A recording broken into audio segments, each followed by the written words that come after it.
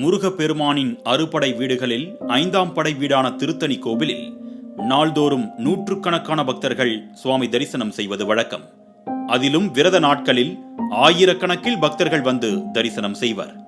அந்த வகையில் ஏப்ரல் 11ஆம் தேதி கிருத்திகை நாளை முன்னிட்டு பல்வேறு மாவட்ட மாநிலங்களைச் சேர்ந்த பக்தர்கள் திருத்தணி முருகன் கோவிலுக்கு சென்று சுவாமி தரிசனம் செய்தனர். இந்நிலையில் கோவிலில் குடிநீர் வசதி இல்லை என்றும் டோக்கன்கள் சரியாக வழங்கப்படவில்லை என்றும் மொட்டை போடும் இடத்தில் குளறுபடிகள் ஏற்பட்டதாகவும் பல்வேறு குழப்பங்கள் ஏற்பட்டது.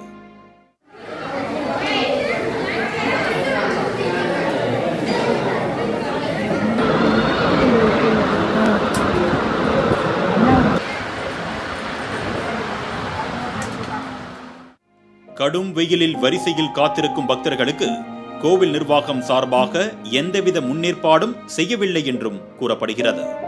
இதனால் கோபமடைந்த பக்தர்கள் கோவில் நிர்வாகத்தின் மீது குற்றச்சாட்டுகளை அடுக்கி வருகின்றனர்.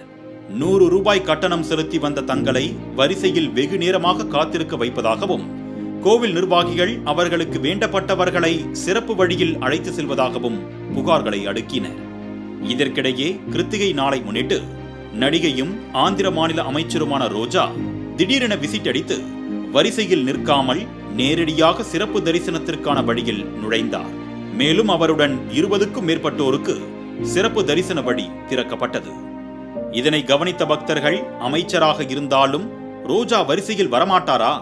அப்படியென்றால் கட்டணம் செலுத்தி வரிசையில் காத்திருக்கும் எங்களை பார்த்தால் எப்படி தெரிகிறது என்று கேள்வி மேல் கேள்வி எழுப்பினர்.